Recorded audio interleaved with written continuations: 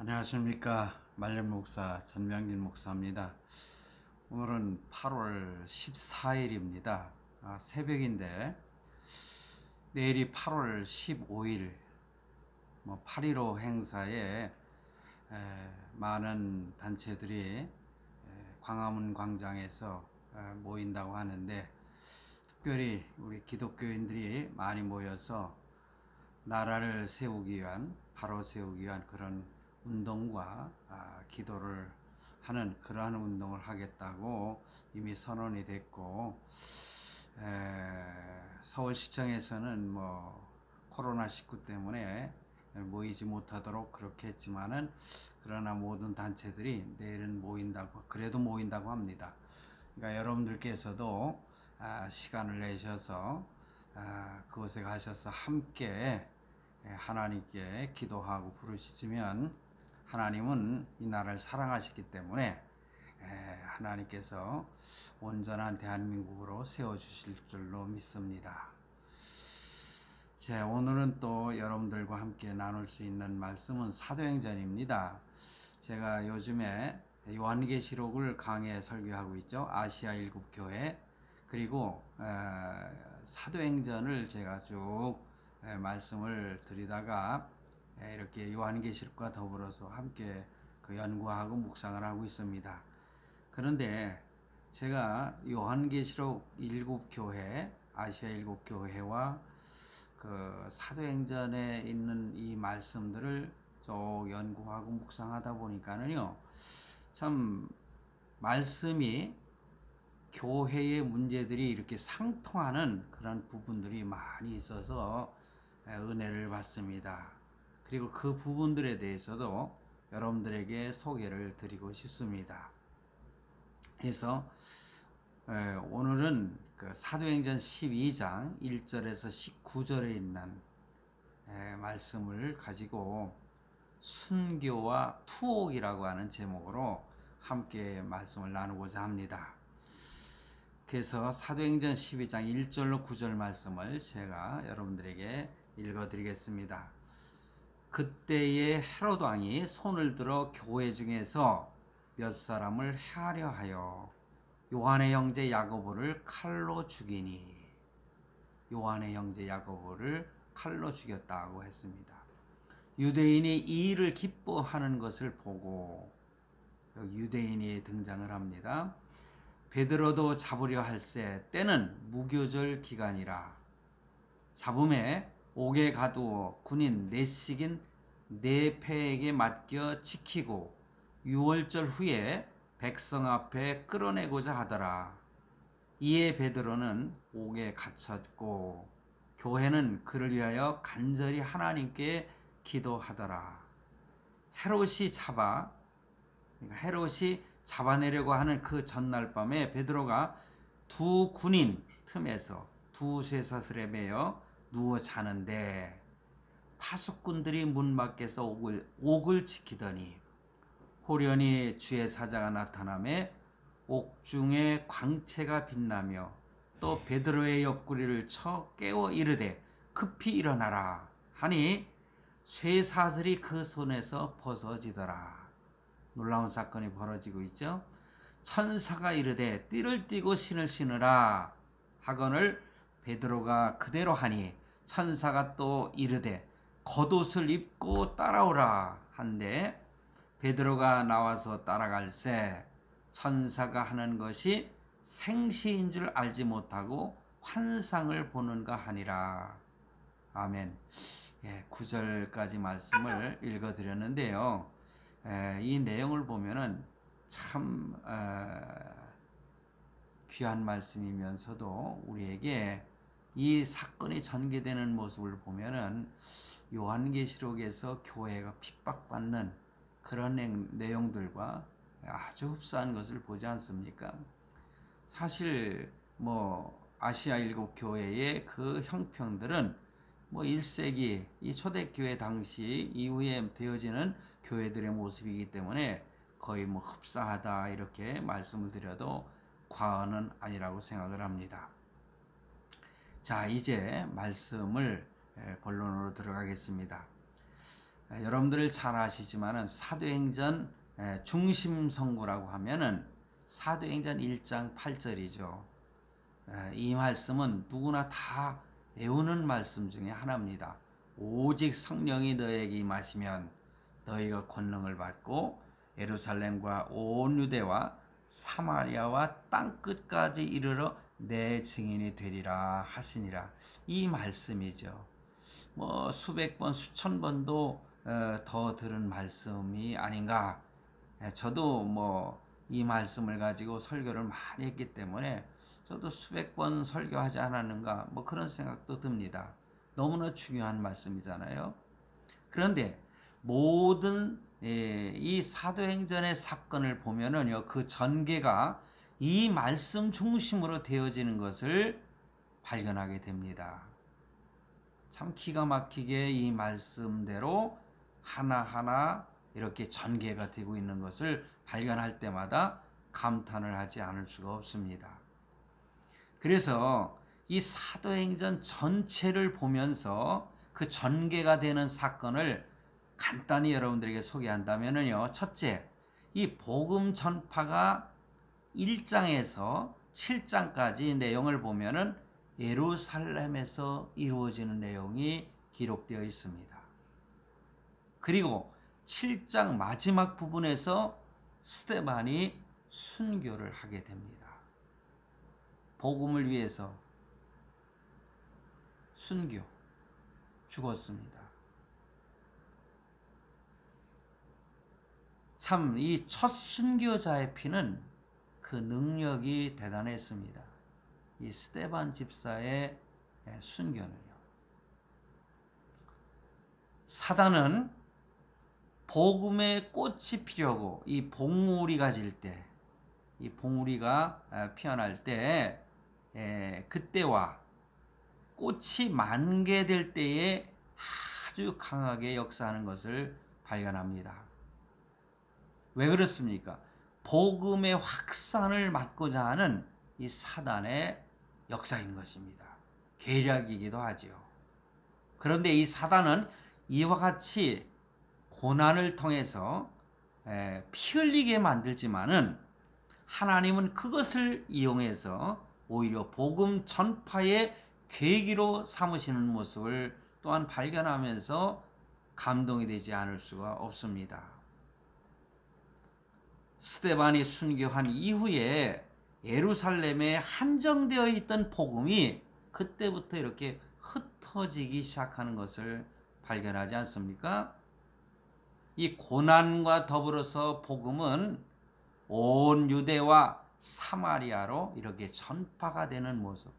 그것이 사도행전 1장에서 시작해서 7장에 있는 말씀 속에서 발견하는 것이죠. 제가 그동안에 사도행전을 설교하면서 다양한 부분을 말씀을 드렸는데 그 말씀들을 여러분들에게서 다시 또 들으면서 또 생각한다면은 이 말씀의 흐름을 깨닫게 될 줄로 생각을 합니다. 그뿐만이 아닙니다. 이렇게 복음이 고난과 더불어서 온 유대와 사마리아로 전파되는데 이 사건을 인하여 한 사람의 위대한 개종하는 모습이 나타납니다. 위대한 사건이죠. 그게 바로 사울 청년. 그는 후에 위대한 사도 바울이 되지 않습니까? 하나님의 위대한 종이고 위대한 선교사가 되는 것입니다. 그는 하나님 앞에 무릎을 꿇고 회개한 이후에 13장에 안디옥 교회의 선교사로 파송될 때까지 하나님께 아주 호된 훈련을 받는 모습을 또한 발견합니다. 하나님은 선교사로 파송하시기 전에 또 하나님의 사역자로 사용하시기 전에 많은 훈련을 받게 하시는 것입니다. 사실 목사가 되는 것도요, 간단하게 되는 것이 아닙니다. 제가 목사가 되기까지의 그 안수를 받을 때까지의 신학 공부를 한 걸 보면은 대학 4년이죠. 또 대학원 3년. 그리고 강도사 준비하는 기간이 있고 목사 안수 받기까지 뭐 참 저는 대학원에 갈 때 1년을 좀 쉬었다 갔기 때문에 동기들보다는 조금 한 해가 늦습니다. 그러다 보니까 한 10년 가까이 공부를 하고 이 목사 안수를 받았거든요. 뭐 신학 공부 뭐 1, 2년, 2, 3년 공부해 가지고 목사 안수 받는 거 뭐 그렇게도 될 수 있다고 저는 생각을 해요. 그러나 모든 이 과정을 보면은 철저하게 하나님의 말씀으로 훈련을 시키고 뿐만 아니라 뭐 전도사 생활을 통해서 강도사 생활을 통해서 많은 훈련을 받게 하신 다음에 목사 안수를 받게 하십니다. 그런 과정이 현재 우리 대한예수교 장로회 우리 합동측 목사가 되는 과정은 이렇게 되어 있습니다. 뭐 다른 교단은 뭐 그보다도 더 빨리 뭐 목사가 되는 그런 과정도 있음을 보게 되는데 저는 할 수만 있으면은 하나님께 더 많은 훈련을 받은 다음에 목사가 되고 사역자로서 사역에 나가는 것이 바람직하지 않은가 그런 생각을 합니다. 사실 이 사울이라고 한 청년이 하나님 앞에 부름을 받고 선택함을 받고 그가 많은 훈련을 했지 않습니까? 그가 개종한 이후에 정말 사막으로 들어가서 3년 반 이상 거기에서 하나님 앞에 개인적으로 훈련을 받는 기간도 있었지 않습니까? 철저하게 하나님 앞에 훈련을 받은 것을 보게 됩니다. 그렇게 하여 둘째로 복음 전파는 이 8장에서 12장까지 제가 오늘 본문 말씀 12장 말씀을 읽어 드렸는데 온 유대와 사마리아에 이루어지는 것을 보게 됩니다. 자, 보십시오. 한동안 평안했던 교회가 다시 술렁거리기 시작을 했습니다. 어찌 보면은요, 재도약을 위한 하나님의 계획이 아니겠는가 그런 생각을 해보는 것입니다. 본문 12장 2절 말씀에 그 요한의 형제였던 야고보가 헤롯의 칼에 순교를 당하게 됩니다. 이게 예루살렘에서 벌어진 두 번째의 순교 사건이 아닙니까? 스데반 집사의 피를 통해서 그 피의 열매는 이렇게 예루살렘에서 다시 이제 온 유대와 사마리아로 흩어지는 복음의 확산을 이루는 그러한 하나님의 계획이 성취가 되었고 이번에는 이렇게 요한의 형제 야고보가 헤롯 왕에 의해서 순교를 당하게 된 것입니다. 뿐만이 아니라 3절에서는요. 베드로가 감옥에 갇히는 사건이 나오지 않습니까? 새로운 고통이 교회에 닥쳐오는 것입니다. 이렇게 다시 복음의 전진이 시작이 된 것입니다. 그러므로 세 번째로 유다와 사마리아에 전파된 복음은 다시 13장으로부터 시작해서 28장에 이르는 땅끝까지 복음이 전파되고 있는 것을 성경을 묵상하다 보면 우리가 발견합니다. 안디옥 교회가 선교사를 파송하게 되면서부터 다시 복음의 전진이 시작이 되는 것입니다. 이와 같이 이 사도행전 말씀의 흐름을 보면은 사도행전 1장 8절에서 보듯이 한 단계 한 단계 복음이 확장되어져 가는 그 지점에서는 순교의 사건과 투옥 사건이 있었음을 우리가 발견하게 되는 것입니다. 교회는요, 이 저절로 세워지는 것이 아닌 것입니다. 교회가 세워지는 거기에는요, 순교의 피가 있는 것입니다. 이 증인들의 피의 대가로 인하여 복음은 전파가 되는 것입니다. 그러니 고난이 오는 것은 교회와 그리고 크리스찬 우리 성도들에게 오는 고난은 당연한 것이다. 그렇게 우리는 받아들여야 되는 것입니다. 왜냐? 복음의 확산을 위해서 그런 것입니다. 여러분, 한국 교회가 세워지기까지 그렇게 쉬웠습니까? 그렇지 않았잖아요. 우리 한국의 초대교회를 보면은요, 많은 순교자들의 피가 있었습니다. 처음에 참 그 한국 교회가 세워지기까지 그 내용을 보면은요, 대동강변에서 토마스 선교사가 참 죽임을 당하는 순교하는 사건이 나오지 않습니까? 이 말씀을 언젠가 한번 드리고 싶은데, 토마스 선교사는요, 중국에서 참 그 선교 활동을 하다가 이제 대한민국으로 대동강을 넘어서 복음을 전하기 위해서 건너오는데, 그런데 그 강변에서 사실은 붙들려 가지고 순교를 당했습니다. 그 순교의 피의 대가가 오늘날 저와 여러분을 구원시키는 하나의 능력이 되었다는 것을 생각하면은 참 이 순교자들의 그 피, 그리고 그분들의 그 사역을 보면은 너무나 감사하고 또 감사하지 않습니까? 그렇습니다. 교회는요, 이 성도들의 피눈물 나는 또 기도가 있어야 되고, 뼈를 깎는 또한 물질적인 헌신이 있어야 교회가 세워지는 것입니다. 오늘날에도요. 하나님께서는 저와 여러분의 기도의 제물과 물질의 헌신을 기다리고 있습니다. 왜냐? 교회가 세워지고 복음이 확산되어져야 되기 때문에 그렇습니다. 자, 그러면은요, 순교한 야고보와 투옥된 베드로를 한번 생각해 보도록 하겠습니다.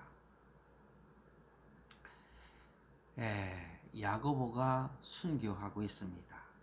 1절과 2절 본문에 보니 그때의 헤롯 왕이 손을 들어 교회 중에서 몇 사람을 해하려 하여 요한의 형제 야고보를 칼로 죽이니, 칼로 이 야고보의 형제 야고보를 죽였습니다. 안디옥 교회가 은혜롭게 성장하고 있을 무렵에 헤롯이라고 하는 왕은 교회 중 몇 사람을 해치려고 계획을 세우게 됩니다. 이 헤롯은 세상 권세를 가진 유다의 왕입니다.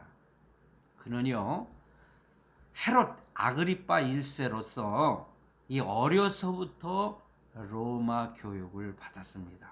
중요한 것은요, 어찌 보면은 재미있다고 표현을 해야 될까, 참 신비한 것은 예수님의 탄생 시에 헤롯 대왕의 그 대왕의 손자라는 것이죠.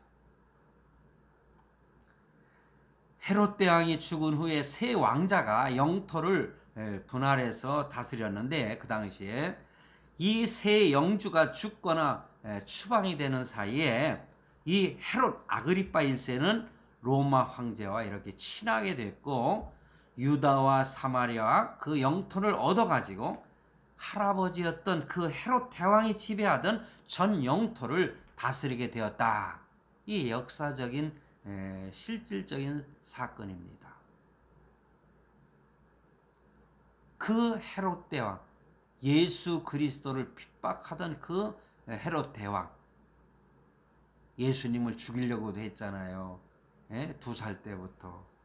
참 그 손자에 의해서 또 이렇게 많은 성도들이 핍박을 당하는 모습을 보는 겁니다.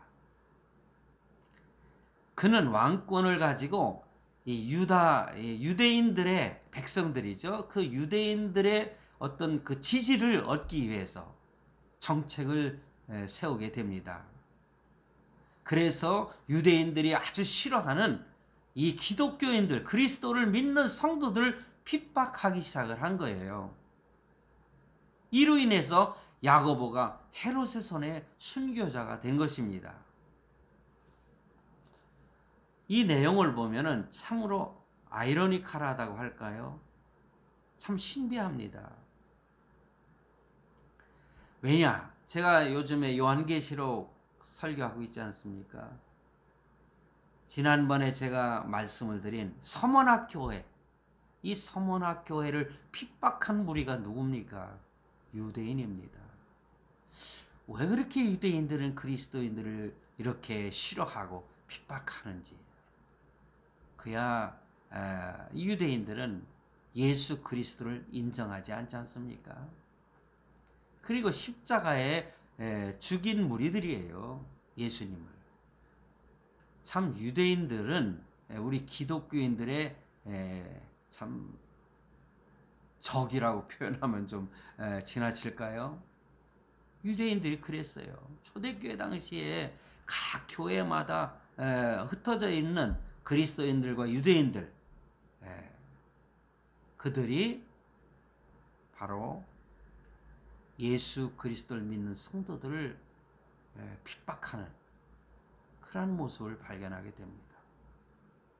그래서 요한계시록 2장 9절에 내가 내 환난과 궁핍을 알거니와 실상은 내가 부요한 자니라 말씀하시면서 자칭 유대인이라 하는 자들의 비방도 알거니와, 우리 하나님이 알고 계신다는 거예요. 우리 예수 그리스도께서 실상은 유대인이 아니요 사단의 회당이라. 이 사단이 유대인들을 이렇게 이용해서 예수 믿는 성도들을 핍박하는 거예요. 야고보는요 12사도 중 최초의 순교자가 된 것입니다. 그런데 그 일뿐만 아니라 베드로가 3절과 5절 말씀에 보면은 감옥에 갇히는 내용이 나오지 않습니까? 유대인들이 이 일을 기뻐하는 것을 보고, 왜냐하면 야고보를 죽이니까 유대인들이 아주 즐거워했다는 거예요. 그러니까 헤롯이 베드로를 잡아가지고 감옥에 넣으라고 명령을 내린 것이죠. 그래서 베드로는 옥에 갇혔고 교회는 그를 위해서 간절히 하나님께 기도했다. 이런 내용의 말씀이 본문에 나타나고 있습니다.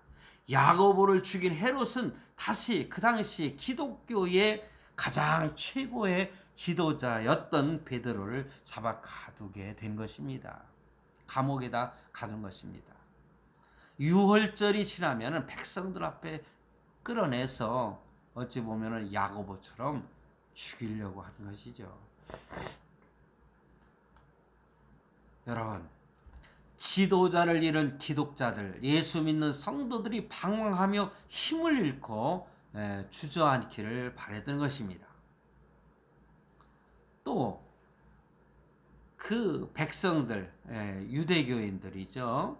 큰 지지를 얻어내기 위해서, 이들의 지지를 얻어내기 위해서 헤롯이 계획을 세운 것입니다. 바로 이러한 계획을 통해서 우리 예수 믿는 그리스도인들이, 그 당 초대교회 성도들이 희생의 제물이 될 판이죠. 그러나 공교롭게도 유월절이었습니다. 베드로에게는 다행한 일이었죠. 우리 기독교 역사에서 보아도 다행한 일이 아닐 수 없어요. 왜냐하면 교회는 베드로를 위한 기도의 시간을 얻게 된 것입니다. 베드로도 야고보처럼 순교의 대상이 되어 있었기 때문에 죽음의 위기를 맞이하고 있기 때문에 성도들은 기도하게 된 것이죠. 기도를 해야 됩니다. 사단은 바로 교회가 붕괴되기를 노리는 것입니다. 그러나 하나님은 결코 실패하지 않으시는 하나님이시다. 왜 그렇습니까? 예수님께서 피로 값주고 사신 교회를 세우시기 위해서 그렇습니다.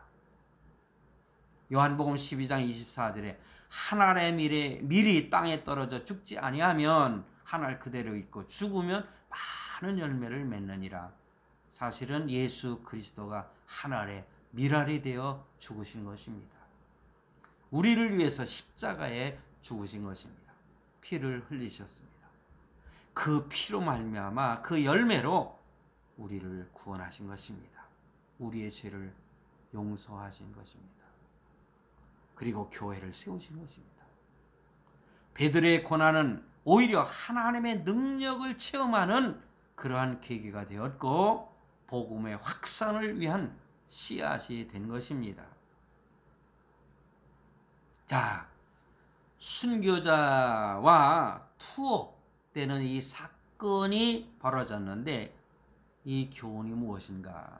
좀 전에 제가 말씀을 드린 부분도 있지만은 사단은 할 수만 있으면은 복음 전파를 못하게 하기 위해서 교회가 든든히 서가는 것을 용납하지 않은 것입니다. 교회 세력을 약화시키려고 핍박을 해 오는 것입니다. 죽이기도 합니다. 그로 인해서 순교자가 나타나게 되는 것이고 환난과 고난을 겪는 그러한 목회자들 또한 성도들이 나타나게 되는 것이죠. 그때에 교회는 기도했지 않습니까? 위기는요 하나의 기회의 순간이기도 한 것입니다. 전화위복이라는 말이 있지 않습니까? 하나님은 위기를 하나의 축복의 계기로 바꾸어 주신다는 사실을 성도 여러분 믿으시기 바랍니다. 위급한 일을 당하면 교회는 기도해야 되고 개인도 마찬가지예요. 제가 지난번에 기도 설교를 한번 했지 않습니까? 너는 내게 부르짖으라. 하나님께서 응답하시겠다고 말씀하셨어요. 내 개인적으로도 어려운 일이 있으면 하나님께 기도하시기 바랍니다. 기도만이 극복할 수 있는 힘인 것입니다. 하나님은 그냥 버려두시지 않습니다. 오늘 본문에서도 보면은 초자연적인 방법을 동원하시는 하나님을 발견하지 않습니까? 천사를 통하여 베드로를 구출하는 아주 멋있는 영화 한 장면 같은 모습이 연출되고 있습니다. 사단은 죽이고 투옥을 시켰지만 하나님은 그것을 역으로 사용하시는 모습을 발견합니다. 순교자의 피는 능력이 있습니다. 투옥된 베드로의 고난은 하나님의 그 초자연적인 능력을 체험케 한 것입니다. 하나님은 피의 열매로 고난의 열매로 복음의 확산을 이루시는 그래서 전 세계를 향해서 전파되도록 역사하시는 모습을 우리는 깨닫고 발견합니다. 오늘 그 피의 값으로 고난의 열매로 인해서 저와 여러분이 구원을 받게 되었으니 얼마나 감사합니까? 그런데 초대교회 당시만 이런 일들이 벌어질까요? 그렇지 않습니다. 사단은요 오늘날도 교회를 향해서 도전해 오고 있어요. 요한계시록을 설교하면서 아시아 7교회의 모습을 보면은 오늘날 이 현대교회의 모습을 우리가 절절하게 발견하지 않습니까? 복음이 전파되고 교회가 세워지려면은 이러한 순교의 피가 있어야 하는 것입니다. 고난도 겪어야 되는 것입니다. 성도 여러분, 이렇게 교회가 세워지려면은 제2의 야고보, 제2의 베드로도 생겨나야 되지 않겠나.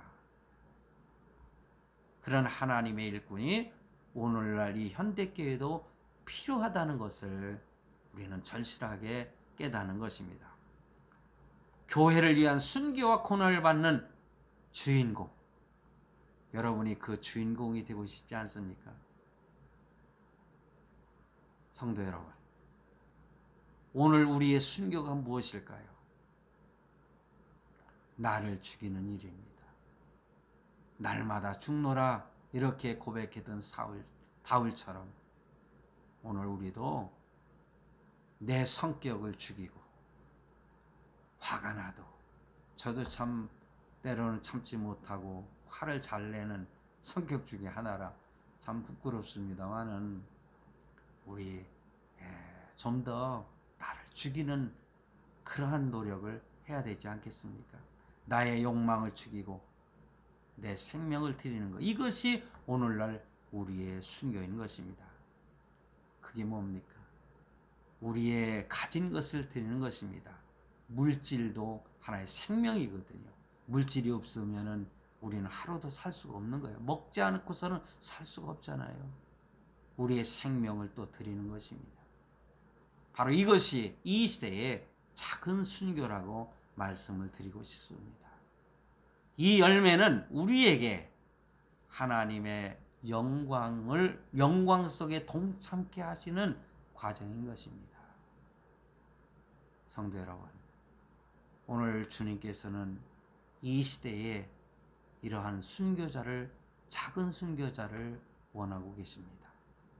나를 죽이고 나의 모든 것을 들여서 복음의 확산을 위해서 또 교회를 지키는 일에 한 몫을 하는 저와 여러분이 되시기를 간절히 바랍니다.